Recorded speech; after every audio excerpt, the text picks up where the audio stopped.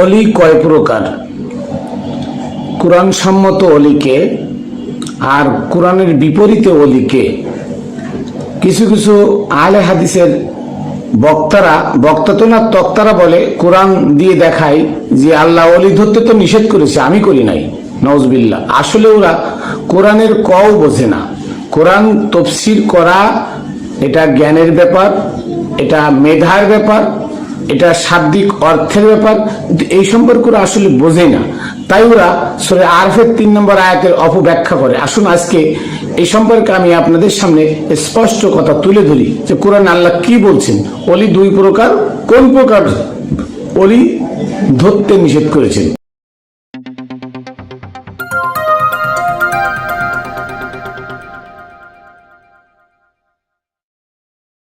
রহমানির রহিম।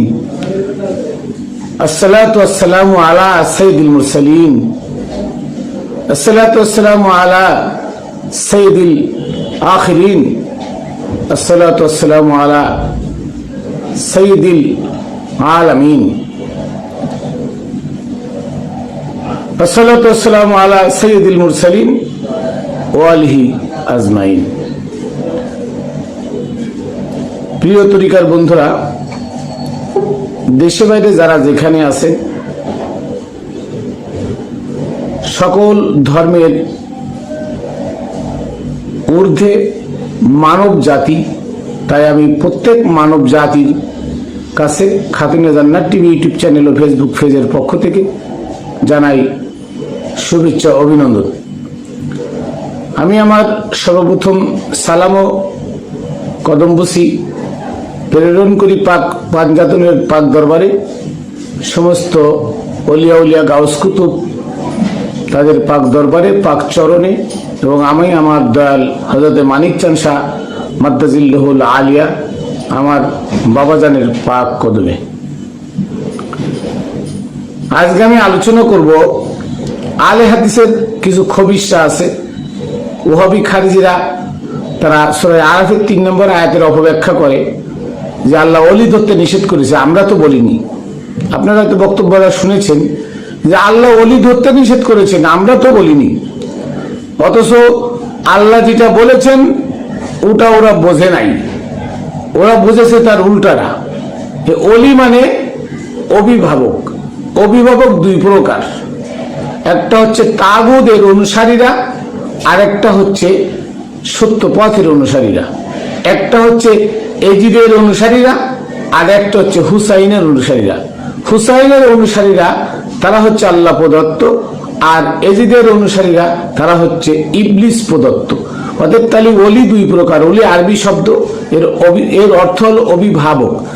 অভিভাবক 2 প্রকার, একটা হচ্ছে তাগুদের অনুসারী, আর একটা হচ্ছে হুসাইনের অনুসারী অথবা সত্য পথের অনুসারী, আল্লাহ প্রদত্ত বিধান অনুসারী। তাহলে এই 2 প্রকার অলি কোরআনে আছে। এর একটাকে নিষেধ করেছে ধরতে, আর একটাকে ধরতে বলেছে। একই আয়াতের মধ্যে 2টা শব্দ, দুইটা বলছে, একটা হলো ইত্তাবিউ আর একটা হচ্ছে লা তাত্তাবিউ। কিন্তু এই খবিশের দল, এই আহলে হাদিস সালাফি খারিজি কওমি জামাত, এরা এই আয়াতের ব্যাখ্যাটা আজও বোঝে না। এরা আরবি বোঝে না, তো কি বলবে? এরা আরবি বোঝে না। এরা পড়ে আছে মানব রচিত ওমরের বানানো শরিয়াত নিয়ে, যে শরিয়াত সম্পূর্ণ ইজমা কিয়াস ফিকহ উসুল হাদিস দ্বারা প্রমাণিত, কোরআনে তার প্রমাণ নাই।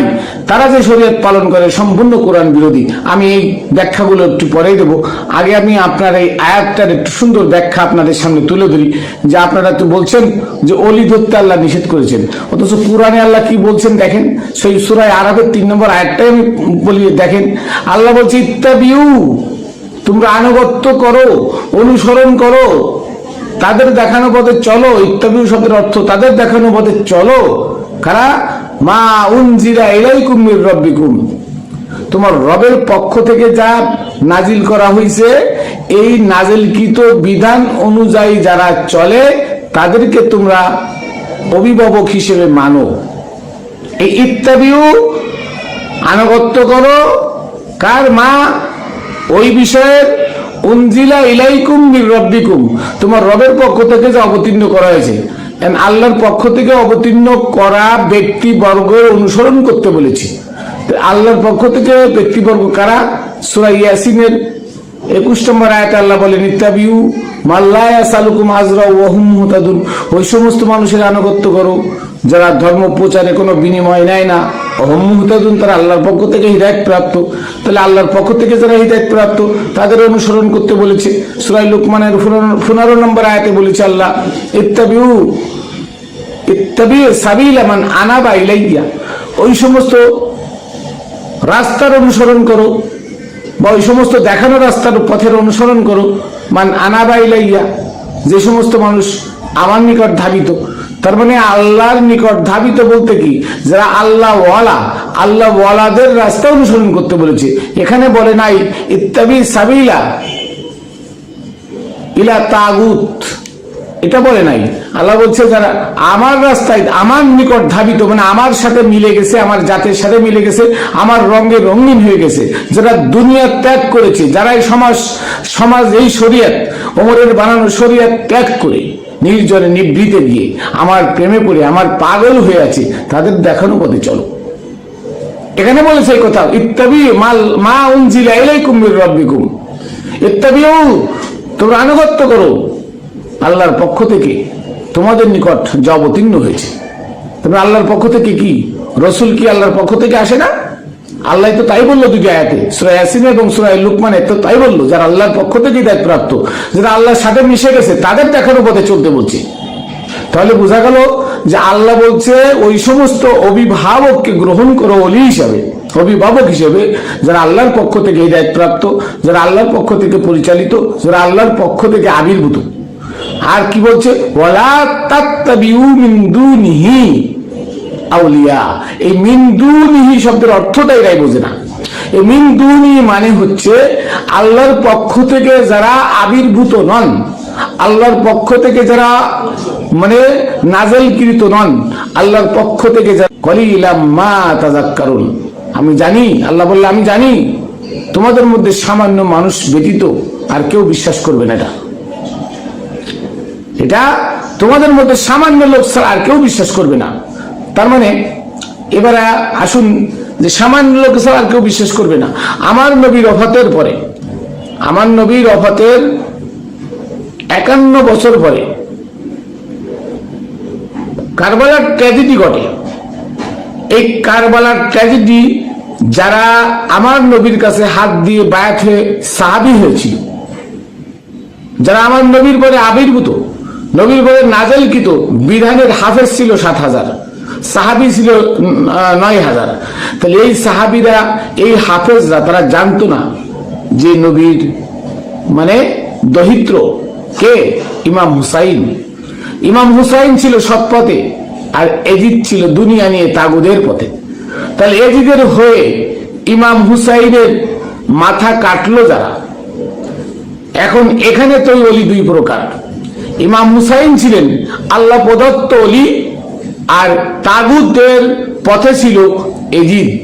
এজিদও তাদের অভিভাবক, যারা এজিদের সৈন্য যারা ছিল তাদের অভিভাবক কে ছিল? এজিদ। আর এজিদের হুকুমে তারা ইমাম হুসাইনের মাথা কেটেছে। তার মানে মিথ্যার হুকুমে সত্যকে পদদলিত করা হয়েছে। তাহলে অভিভাবক এখানে দুইজন, ইমাম হুসাইন একজন অভিভাবক আর এজিদ একজন অভিভাবক। তো ইমাম হুসাইন আউলিয়া ওলি আর এজিদও ওলি। তাহলে এজিদ ওলি হচ্ছে লা তাত্তাবিউ মিন দুনিহি আউলিয়া, আল্লাহ প্রদত্ত বিধানের বিপরীতে যারা, তাদেরকে তোমরা ওলি হিসেবে গ্রহণ করো না, অভিভাবক হিসেবে গ্রহণ করো না। আর ইত্তাবিউ মা উনজিলা ইলাইকুম মির রাব্বিকুম, আল্লাহর পক্ষ থেকে নাযিলকৃত বিধান অনুযায়ী যারা চলে তাদেরকে তোমরা ওলি হিসেবে গ্রহণ করো। তো এখানে আল্লাহ সুন্দর করে, এত সুন্দর করে বলে দিলেন। আর এই দেখেন, এই যে ওই যে আলে হাদিসের এক পিচ্চি আছে বাসারিয়া, আপনারা চিনেন বাসারিয়া, আব্দুর রাজ্জাক বিন ইউসুফের ছেলে আব্দুল্লাহ। কি কোরআন পড়েছে, কি আরবি পড়েছে, এরা কি জানে? আরবির কোনো শব্দই জানে না। এবং অধিকাংশ মোল্লারা, অধিকাংশ মুফাসসিররা এটার উল্টো ব্যাখ্যা করে। কি করে? আল্লাহ ওলি ধরতে নিষেধ করেছে। আরে ওলি তো দুই প্রকার। আল্লাহ বলছে তাগুতের পথে যারা চলে তাদেরকে ধরো না। এটা তোমরা বোঝো না যে ওলা তাত্তাবিউ মিন দুনিহি আউলিয়া, মিন দুনিহি, এই হি মানে কি? আল্লাহ প্রদত্ত বিধানের বিপরীতে, মিন দুনিহি, আল্লাহ প্রদত্ত বিধানের বিপরীতে যারা, তাদেরকে তোমরা অভিভাবক হিসেবে গ্রহণ করো না। তোমরা কি আরবি পড়েছো? আরবির অর্থ জানো না, তোমরা আরবি তাফসীর করতে আসো। আর বাসারিয়া কয় আমি কি 1000 পৃষ্ঠা হবে সূরা ফাতিহার তাফসীর। আরে তুই সবাই ফাতিহা মানে তুই জানোস না? তুই ফাতিহা শব্দের অর্থ কি? ফাতিহা শব্দের অর্থ কি এটা তো তুই জানোস না, তা তুই তাফসীর করবি কি করে? বদমায়েশের দল, মানুষকে উল্টা বুঝাস, মিথ্যা বুঝাস। আর এক গ্রুপ রয়েছে মিলাদুন নবী বেদাত। মিলাদুন নবী যদি বেদাত হয় তা সূরা মারিয়ামের 33 নম্বর আয়াত পড়ে দেখ, আসসালামু আলাইয়া ইয়াউমা বুলিদতু। আল্লাহ নবী ডাইরেক্ট বলেছেন, এখান কুরআন নবীর বাণী। আল্লাহ নবী ডাইরেক্ট বলেছেন আসসালামু আলাইয়া ইয়াউমা বুলিদতু, যেদিন আমার জন্ম হয়েছিল ওই দিনের উপর তোমার মিলাদ কিয়াম করো, দুরূদ পড়ো, নাচতে থাকো, আনন্দ করো, ফুর্তি করো। কারণ কি ওই রাত্রি হচ্ছে, ওই দিন, ওই রাত্রি হচ্ছে লাইলাতুল কদর। ওই রাত্রিটা হচ্ছে পৃথিবীর মধ্যে সবচেয়ে মর্যাদাবান রাত্রি, যে রাত্রি আমার নবী এ ধরাধামে এসেছিলেন, যার জন্য কুল কায়নাত সৃষ্টি হয়েছে, যার জন্য আসমান জমিন ফেরেশতা মানব এই যে 18,000 মাখলুকাত সৃষ্টি হয়েছেন, এই যার কারণে সেই নবীর আগমন দিবসের থেকে উত্তম দিন, উত্তম রাত আর দুনিয়াতে নাই। আর তোমরা বানাইছো ওমরের বানানো রোজার মধ্যে লাইলাতুল কদর। তাহলে বোঝা গেল সূরা আরাফের 3 নম্বর আয়াতে যে ওলি দুই প্রকার, একটা হচ্ছে তাগুতের পথ অবলম্বনকারী ওলি, আর একটা হচ্ছে আল্লাহ প্রদত্ত পথে পরিচালিত ওলি। একটা হচ্ছে মোমেন, একটা হচ্ছে জাহেল। দুইটা দুই রকম, একটা হচ্ছে জাহেল, একটা হচ্ছে মোমেন। ইমাম হুসাইন ছিল মোমেন আর এজিদ ছিল জাহেল। এজিদের পথ হচ্ছে তাগুদের পথ, ইমাম হুসাইনের পথ হচ্ছে আল্লাহ প্রদত্ত পথ। আজকাল যে শরিয়াত চলতেছে, এই শরিয়াত গুলো কার? শর্টে আমি আপনাদের সামনে বলি, এই শরিয়াত গুলো কার? এই শরিয়াত পালনকারী যারা অলির দাবি করে, তারা এজিদের অলি, এজিদ মার্কা অলি, তাগুদের পথ অবলম্বনকারী অলি, তাদের পথে আপনারা কেউ যাবেন না। কারা? যারা নামাজ, রোজা, হজ, যাকাত, কুরবানি নিয়ে ব্যস্ত। নামাজ শব্দের অর্থ কি? এগুলো ওমরের বানানো শরিয়াত, আপনারা জানেন কিনা বারবার বলেছি, এগুলো ওমরের বানানো শরিয়াত। এগুলো দেখাতে পারবেন না নামাজ, রোজা, হজ, যাকাত, কুরবানি করার পরে আল্লাহ জান্নাত দেবে, এমন একটা কথা কোরআনে নাই। কিন্তু এই কথাগুলো হাদিসে আছে, ইজমা কিয়াস ফিকহ উসুলে আছে। ইজমা কিয়াস ফিকহ উসুল মানব রচিত, আর কোরআন আল্লাহ প্রদত্ত। তা আল্লাহ যদি কোনো প্রতিদান দিবে সেটা কোরআনে থাকবে, আর মানব রচিত বিধান অনুযায়ী কোনো প্রতিদান সেটা তাগুদের প্রতিদান, সেটা ভুয়া প্রতিদান, সেটা হচ্ছে মিথ্যা শ্বাস দিয়ে মানুষকে পথভ্রষ্ট করা। আসুন একটা একটা করে বলি। নামাজ ফার্সি শব্দ, নামাজ মানে প্রার্থনা করা। কি করা? প্রার্থনা করা। তা কি প্রার্থনা করে?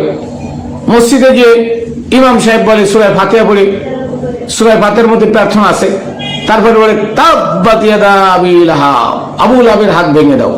আবু লাহাবের হাত ভেঙে দাও, এটা কি প্রার্থনা করা হলো নাকি হুকুম দেওয়া হলো? তাহলে এটা কি কোরআনের বিপরীতে গেল না? তাহলে এই নামাজ কি আল্লাহ প্রদত্ত? কখনো নয়। ইন্না আতাইনা কাল কাউসার, আমরা তোমাকে কাউসার দান করেছি। আল্লাহ বলেন নবীকে যে হে নবী, আপনাকে আমি কাউসার দান করেছি। আর মোল্লা বলতেছে হে আল্লাহ, তোমারে আমরা কাউসার দান করেছি, আমি এবং আমার মুক্তাদিরা মিলে কাউসার দান করেছি। তাহলে কি হলো? হিতে বিপরীত হলো না? এখানে কি প্রার্থনা হলো নাকি এখানে আল্লাহর সাথে মস্করা করা হলো? আল্লাহর হুকুম আল্লাহকে ফেরত দেওয়া হলো। এটার নাম নামাজ নয়। নামাজ শব্দের অর্থ প্রার্থনা। আল্লাহ বলছে সূরা বাকারার 45 নম্বর আয়াতে, ওয়াস্তাঈনু বিস-সাবরি ওয়াস-সালাহ, ধৈর্য এবং সালাতের মাধ্যমে আমার কাছে সাহায্য প্রার্থনা করো। ওয়া ইন্নাহা লাকাবীরাতুন, কিন্তু এটা হয় বড় কঠিন কাজ। ইল্লা আলাল খাশিন, বিনয়ীরা ছাড়া পারে না। আর বিনয়ী কারা? বিনয়ী হচ্ছে আমানু, যারা একজন কামেল গুরুর কাছে গিয়ে আত্মবিসর্জন দিল, নিজের আত্মহুতি দিল, নিজে মরার আগে মরে গেল, মুরিদ হলো, ওই ব্যক্তি হচ্ছে বিনয়ী। আরে বিনয়ীরা ছাড়া কখনো সাহায্য প্রার্থনা আল্লাহর কাছে করতে পারবে না। কার কথা? আল্লাহর কথা। তাহলে নামাজ মানে সাহায্য প্রার্থনা করা, নামাজ মানে প্রার্থনা করা। আর সে নামাজ মানে হচ্ছে আল্লাহর সাথে টিটকারি করা, আল্লাহর সাথে মস্করা করা, আল্লাহটা আল্লাহকে ফেরত দেওয়া। মানব রচিত বিধান অনুযায়ী কোরআনের মধ্যে মানে বলা আছে সূরা মায়দার 44, 45, 47 নম্বর আয়াতে, আমাল্লাম ইয়াহকুম বিমা আনজালাল্লাহ ফাউলাইকুমুল কাফিরুন। যারা আল্লাহর বিধান অনুযায়ী ফয়সালা করে না তারা কাফের। তবে নামাজের মধ্যে আল্লাহর বিধান কি আছে? নামাজের মধ্যে দোয়া দুরুদ যা কিছু সবই ওমরের বানানো, সবই ওমরের বানানো, মানব রচিত। তা মানব রচিত বিধান দিয়ে আল্লাহর ইবাদত কি করে করলে সেটা আল্লাহ গ্রহণ করে বলেন তো? আর সালাত শব্দের অর্থ সংযোগের মাধ্যমে আল্লাহর স্মরণ স্থাপন করা। সালাত শব্দের অর্থ সংযোগের মাধ্যমে আল্লাহর সাথে স্মরণ স্থাপন করা, আল্লাহর স্মরণ স্থাপন করা। কিরাম আল্লাহ বলছেন সূরা মাইদার 35 নম্বর আয়াত, অবতাগু ইলাইল ওসিলা, হে বান্দা আমাকে তোমরা ওসিলা ধরে খোঁজো, ওসিলা ধরে আমাকে খোঁজো। সূরা মুজাম্মিলের মধ্যে আছে রব্বুল মাশরিকি ওয়াল মাগরিবি লা ইলাহা ইল্লা হুয়া তাখিযু ওয়াকিলা। রব্বুল মাশরিকি ওয়াল মাগরিবি, রব মানে গুরু, পূর্ব পশ্চিমে অনেক গুরু আছে, আর গুরু ছাড়া কোনো উপায় নাই। ফাত্তাখিযু ওয়াকিলা, গুরুকে তোমরা উকিল হিসেবে, মধ্যস্থকারী হিসেবে ধরে আল্লাহকে খোঁজো। আর আমরা কি করি আজকে? আমরা আজকে তাগুদের পথে যারা চলে তাদেরকে ধরে আল্লাহ খুঁজি, কখনো সম্ভব নয়। এই তাগুদের পথে যারা আছে তাদেরকে অভিভাবক হিসেবে ধরতে আল্লাহ নিষেধ করেছে, ওয়ালা তাত্তাবিউ খুতুওয়াত ওয়ালা তাত্তাবিউ মিন দুনিহি আউলিয়া, যে আল্লাহর হুকুম আল্লাহর বিধানের বিপরীতে তাদেরকে তোমরা অভিভাবক হিসেবে গ্রহণ করো না। কালো নামাজ, রোজা, রোজা ফার্সি শব্দ। রোজা মানে কি? রোজা মানে উপবাস থাকা, না খেয়ে থাকা। কোরআনের কোন জায়গায় দেখাতে পারবেন না একটা আয়াতে যে তোমরা না খেয়ে থাকো। সূরা বাকারা 185 নম্বর আয়াতের উপরে 2 লাইন আর নিচে 2 লাইন ছাড়া মাঝখানে উসমান ওমরের এই রোজা পালন করার নিয়ে সুন্দর করে ঢুকে দিছে যে তোমরা খাও পান করো সূর্য ওঠার আগ পর্যন্ত, সূর্য ওঠার আগ পর্যন্ত তোমরা খাও পান করো। এই আয়াতটা উসমানের বানানো। কেন? 183 নম্বর আয়াতে আল্লাহ বলছে কুতিবা আলাইকুমুস সিয়াম, সিয়াম তোমাদের উপরে কিতাবস্থ করা হয়েছে। তার মানে এই দেহবডি একটা কিতাব, এই দেহবডির মধ্যেই সিয়াম। সিয়াম শব্দের অর্থ আত্মসংযম, আর রোজা শব্দের অর্থ উপবাস। তাহলে দুই রকম আল্লাহ প্রদত্ত সিয়াম, সেটা হচ্ছে আত্মসংযম, তার মানে সমস্ত খারাপ কাজ থেকে নিজেকে বিরত রাখা। এবং এই সিয়াম হচ্ছে মানুষ যখন যৌবনে পদার্পণ করলো, এই যৌবনে পদার্পণ করা থেকে একদম মৃত্যুর আগ পর্যন্ত সিয়াম সাধন করা ফরজ, সমস্ত খারাপ কাজ থেকে বিরত থাকা ফরজ। আর ওমরের বানানো রোজা না খেয়ে থাকা 1 মাস। আপনারা অবাক হবেন যে চন্দ্রমাস নবীর আমলে ছিল না, তাহলে সে চাঁদ দেখে চন্দ্রমাস বানাইল ওমর, তাহলে সে চাঁদ দেখে রোজা থাকা ফরজ বানাইলো কে? এই কথাটার উত্তর আগে কেউ দিতে পারে নাই। আমার সামনে এসে দিক না একটা উত্তর। নবীর আমলে এটা বলে নবী 12 রাকাত নামাজ পড়ছে, তারাবি 13 রাকাত পড়ছে, 14 রাকাত পড়ছে, 16 রাকাত পড়ছে, 18 রাকাত পড়ছে, 20 রাকাত পড়ছে। হ্যাঁ, এই যে গল্প করে তারা, খেজুর দিয়ে রোজা রাখছে, নাউজুবিল্লাহ। অথচ নবীর আমলে চন্দ্রমাস ছিল না, এই আরবি মাস ছিল না। তাহলে আরবি মাস যদি না থাকে তাহলে ওমর বানাইলো চন্দ্রমাস চাঁদ দেখে রোজা থাকা ফরজ হইল কি করে? চাঁদ দেখে রোজা থাকা ফরজ কি করে হইল? আমার একটু আপনারা বলেন। নবীর আমলে ছিল না হিজরি মাস মানে চন্দ্রমাস। তাহলে সিয়াম শব্দের অর্থ হচ্ছে আত্মসংযম, সমস্ত খারাপ কাজ থেকে নিজেকে বিরত রাখার নাম হলো সিয়াম। আর রোজা মানে না খেয়ে থাকা, ভোরবেলায় জনমের খায়ে, দুপুরবেলায় না খেয়ে, সন্ধ্যাবেলায় আবার খাইলাম, এটার নাম রোজা। কুরবানি, কুরবানি মানে আত্মহুতি দেওয়া। আর এই কুরবানি মানে এখন কি জঙ্গলের পশু এনে জবাই করে কুরবানি করা। অথচ সূরা হজের 37 নম্বর আয়াত খুলে দেখেন, লা ইয়ানালুল্লাহা লুহুমুহা ওয়ালা দিমাউহা ওয়ালাকিন ইয়ানালুল্লাহা মিনকুমুত তাকওয়া ওয়া কাযালিকা সাখখারাহা লাকুম। আল্লাহ বলতেছে আমি প্রত্যেকটা মানুষের উপরে এমন একটা পশু অধীনস্থ করে দিয়েছি যে পশুটা জবাই করলে রক্ত হয় না, মাংস হয় না। অথচ ওই পশুটা জবাই করলে মানুষ তাকওয়া অবলম্বন করে। ওই পশুটা জবাই করতে যে পারে সে সৎ মানুষ হয়ে যায়। তাহলে আমার মধ্যে পশু আছে, আমার পশুকে আল্লাহ জবাই করতে বলছে, এটার নাম কুরবানি। কর্বুন মানে নিকট, আর কুরবানি আমার নিকটত্ব বস্তু, আমার নিকটে, মানে আমার মধ্যে একটা পশু আছে। ওই পশুটাকে জবাই করলে কি হয়? আমি আত্মহুতি দিলাম, আমি সৎপথ অবলম্বন করলাম, আমি তাকওয়া হলাম, মুত্তাকি হলাম ওই পশুটাকে জবাই দিলে। আর বনের পশু হারাম টাকা দিয়ে বনের পশু ধরিয়ে এনে জবাই করতেছে, কারণ রক্ত হইতেছে, মাংস হইতেছে। অথচ আল্লাহ বললেন লা ইয়ানালুল্লাহা লুহুমুহা ওয়ালা দিমাউহা, আল্লাহ তোমাদের কাছে মাংস চায় না, রক্ত চায়। চায় না। তো রক্ত মাংস হয় না এমন একটা পশু জবাই করতে বলছে যার রক্ত মাংস হয় না, আর তোমরা তোমার বনের পশু অবৈধ টাকাতে কিনে এনে জবাই করে রক্ত হচ্ছে মাংস হচ্ছে, এটার নাম দিয়েছো তোমরা কুরবানি। এটা মানব রচিত বিধান, এটা হাদিস দিয়ে মানুষকে ধোঁকার পথে নেওয়া হচ্ছে। কোরআনের বিধান এটা না। কোরআনের বিধান হলো তোমাদের মধ্যে এমন একটা পশু প্রত্যেকের অধীনস্থ করে দেওয়া হয়েছে যে পশুটাকে কুরবানি করলে, জবাই করলে রক্ত হয় না, মাংস হয় না, এই পশুটা জবাই করতে আল্লাহ বলেছে। আর আজকে আমরা করি কুরবানি। হজ্জুল বাইত, আল্লাহ বলছে হজ্জুল বাইত, ঘরের হজ করো। ঘরের হজ করো বলতে এই দেহ বডির মধ্যে যত নাপাক আছে, হজ্জুন শব্দের অর্থ বিন্দু বিন্দু করে যত নাপাক আছে দেহ বডিতে সব নাপাক খুঁটে খুঁটে বের করে দেওয়ার নাম হলো হজ। আর এখন হজ হচ্ছে অবৈধ টাকা কামায় ব্যাংকের ঢোকায় রাখছে, সেই টাকা দিয়ে কি করে টিকিট কেটে সৌদির ভিসা লাগায় চলে যাচ্ছে হজ করতে, ওই কাবাবার আদম আলাইহিস সালামের রওজা ঘুরতে। ওটার নাম হচ্ছে হজ। এই হজ হলো সার্টিফিকেট। এই হজ কি সার্টিফিকেট? ওটা হজ নয়, ওটা হজ হচ্ছে তোমার বডির মধ্যে হজ্জুল বাইত, মানে নিজের বডি, এই বডির হজ করো, তার মানে বডির মধ্যে যত। তাহলে বোঝা গেল কোরআনের হজ হলো একরকম, আর মানব রচিত জাল হাদিস এবং ইজমা কিয়াস ফিকহ উসুলের হজ হলো ভিন্ন রকম। কোরআনের হজ সূরা বাকারার 125 নম্বর আয়াতে আল্লাহ বলছে সব ধরনের মানুষ কাবা করে যাবে জিয়ারাতে। সব ধরনের মানুষের জন্য কাবা উন্মুক্ত করা হয়েছে, নিরাপদ স্থান বানানো হয়েছে, পুনর্মিলন কেন্দ্র বানানো হয়েছে। ওয়াই জালনাল বাইতা মাসাবাতাল লিন-নাসি ওয়া আমনা, আল্লাহ ডাইরেক্ট বলেছেন। স্মরণ করে এই সময়ের কথা যখন আমি এই কাবা ঘরকে সমগ্র মানব জাতির জন্য পুনর্মিলন এবং নিরাপদ স্থান বানিয়ে দিলাম। তাহলে সমগ্র মানব জাতি যাবে কাবা ঘরে হজ করতে, এটা হলো কোরআনের বিধান। আর বর্তমান হজ চলতেছে কি মুসলমান ছাড়া আর কেউ যাইতে পারবে না, তার মানে এটা কোরআনের বিপরীতে, এটা তাগুদের পথ, এটা ওমরের পথ। অতএব এই হজ পালনকারীরা তাগুদের অনুসরণে চলছে, তাগুদের পথে চলছে। অতএব এই সমস্ত হজ, নামাজ, রোজা, যাকাত, কুরবানি পালনকারীরা হচ্ছে তাগুদের পথে। অতএব তাদেরকে তোমরা ওলি হিসেবে গ্রহণ করো না। এটা আমার কথা না, এটা কোরআনের কথা। যাকাত কি? যাকাত মানে মুহতান। কোরআনে 82 জায়গায় আছে আকিমুস সালাত। আকিমুস সালাতের গোটা জিজ্ঞাসা চিহ্ন আছে। আকিমুস সালাত, আল্লাহ জিজ্ঞেস করলেন, হে বান্দারা তোমরা কি সার্বক্ষণিক আমার ধ্যানে থাকতে চাও? ওয়াতু যাকাত, মোহ ত্যাগ করো। যাকাত শব্দের অর্থ মোহ ত্যাগ।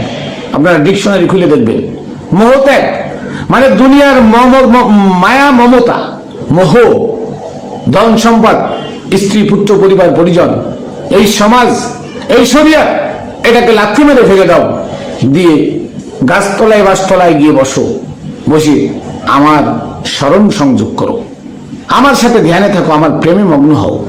আল্লাহ বলেছেন এই এটা এটা। আর সেটা আজকে কি হয়েছে, ওমর বানাইলো শতকরা 2.5 টাকা দিয়ে তুমি যাকাত দাও। অথচ সূরা তওবার 60 নম্বর আয়াত পড়ে দেখেন, সেখানে লেখা আছে সদকা। এই সদকা হচ্ছে খুমুস। আপনার বছরে খায় পড়ে যে টাকা আপনার থেকে যাবে, যে টাকা থেকে যাবে ওই টাকার 1/5 অংশ 6 জন লোকদেরকে দিতে বলেছেন, এটার নাম হলো সদকা। আর ওমর কি করেছে, সেটাকে 2.5% আনছে।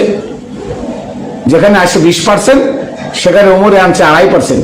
তার মানে ধনীরা আর ধনী হয়ে যাক, গরিবরা না খেয়ে মরুক। এটা কোরআনের পক্ষে নয়, এটা কোরআনের বিপক্ষে। অতএব এই যাকাত ওমরের শরিয়ত, এই যাকাত আল্লাহর শরিয়ত নয়। অতএব এই ওমরের শরিয়ত পালনকারী যারা, তারা তাগুদের পথে, তাদেরকে তোমরা অভিভাবক হিসেবে গ্রহণ করো না। তাহলে বুঝলেন যে বর্তমান শরিয়ত আর কোরআন দুইটা দুই রকম। কোরআনের শরিয়ত নামাজ, রোজা, হজ, যাকাত, কুরবানি ভিন্ন। আর ওমরের শরিয়ত বর্তমান যা দেখতেছেন, নামাজ, রোজা, হজ, যাকাত, কুরবানি, এই যা দেখতেছেন, এটা হচ্ছে শুভাঙ্করের ফাঁকি। অতএব আমাদের উচিত সত্য পথ আঁকড়ে ধরা, সত্য কথা বলা, হালাল রুজি ভক্ষণ করা, এবং আমাদের প্রত্যেকের উচিত হলো সৎ পথ দেখানো, মানুষকে সৎ পথের আহ্বান করা। তাই বলছি ওলি 2 প্রকার। তাগুদের পথে চলা ওলি। আমাদের মধ্যে দেখবেন আজান দিলে মুরিদ নিয়ে, সব ভক্তবৃন্দ নিয়ে মসজিদে যায় নামাজ পড়তে। কেন? আল্লাহরে খুঁজে। তা আল্লাহর যারা মসজিদে যায় ওমরের শরিয়ত পালনকারী যারা, তারা কখনো অলি হতে পারে না, তারা ভণ্ড। আর যারা কামেল অলি, তারা কখনো আল্লাহ খুঁজতে মসজিদে যায় না, কারণ তারা নিজেরাই মসজিদ। তারা সূরা তওবা 108 পড়ে দেখেন, তারা নিজেরাই মসজিদ। আল্লাহ নিজেই মসজিদ বানায় দিচ্ছে আল্লাহর অলিদেরকে। সুরেশ্বরের জান শরীফ বাবার দরবার দেখেন, পদ্মায় হাজার হাজার মসজিদ মাদ্রাসা ভেঙে গেল, অথচ জান শরীফ বাবার দরবার যখন পদ্মা টাচ করলো, অটোমেটিক ভাঙ্গন বন্ধ হয়ে গেল। কেন? ওইটা আল্লাহর ঘর। তাই আল্লাহ পদ্মাও আল্লাহর, আর ওই জান শরীফ বাবার রওজাও আল্লাহর। তাই সেই রওজাটা ভাঙ্গে যায় নাই, রওজাটা আজও ভাঙে নাই। এত ভাঙল, এবারও ভাঙছে কত বাড়িঘর, কই রওজাটা আজও ভাঙে নাই। এটাই নিদর্শন। আল্লাহ বলছে এইগুলো আল্লাহ প্রদত্ত অলি, এরাই আল্লাহ প্রদত্ত অলি। তবে দুঃখের বিষয়, জান শরীফ বাবার পীর ফতে আলী ওয়াইসি, উনি ওয়ারসিয়া তরিকার, আর জান শরীফ বাবাও ওয়ারসিয়া তরিকার। উনি মজলুম মজ্জুব ছিল, উনি কোন তরিকার কথা বলে যান নাই, অথচ ওনার ছেলেরা আজকে মোজাদ্দেদ দিয়া বক্করিয়া তরিকা ধরছে। কোন তরিকা? বক্করিয়া তরিকা। আটটসি ওনার পীরও ওয়ারসিয়া তরিকার, অথচ ওনারাও ধরছে, ওনারাও নকশবন্দি বক্করিয়া তরিকা। দুঃখ লাগে, কষ্ট লাগে যে গোড়ার পীরের কি ছিল, আর এরা সৌদির টাকা খায়, তাগুদের টাকা খায়, তাগুদের সাথে হাত মিলে তরিকা ফাল্টায় বক্করিয়া তরিকায় ঢুকছে। যাই হোক, আমি আপনাদের সামনে তুলে ধরলাম অলি ধরা ফরজ। অলি ধরা কি ফরজ?